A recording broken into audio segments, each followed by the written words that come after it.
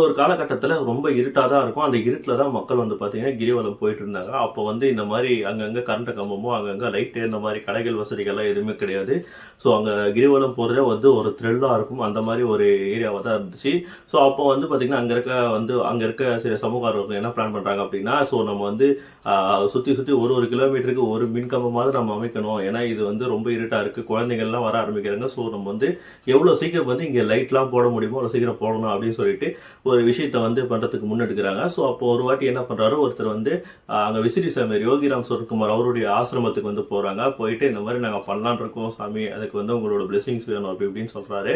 அவரும் சரி நல்ல விஷயம் தான் பண்ணுங்க அப்படின்றாரு. ஸோ இப்பதான் நாங்க எல்லாருக்கிட்டையுமே ஃபண்ட்ஸ் கேட்க ஆரம்பிச்சிருக்கோம். ஸோ இதுக்கப்புறம் ஒவ்வொருத்தர்கிட்டயா போய் கேட்கணும் அப்படின்ற மாதிரி சொல்றாரு.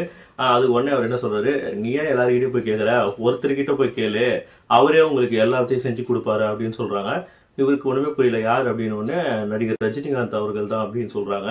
சரி இவருக்கு ஒன்றும் புரியல. சரி இவரும் போய் அதை கேட்ட உடனே அவர் என்ன பண்றாரு, கரண்ட் கம்பம் தானே சரி ஓகே நான் ஒரு கரண்ட் கம்பத்துக்கு நான் ஸ்பான்சர் பண்றேன்ற மாதிரி சொல்லி அனுப்பிடுறாரு. இவரு உடனே என்ன சொன்னாரு, ஒன்று தானே சொன்னாரு. ஆனா சாமி வந்து எல்லாத்தையுமே வந்து ரஜினி அவர்கள் தான் வந்து போட போறதா சொன்னாங்க. இவர் ஒன்று தான் சொல்றாங்க அப்படின்னு நினைச்சிட்டு இவரும் யோசிச்சுட்டு இருக்காரு.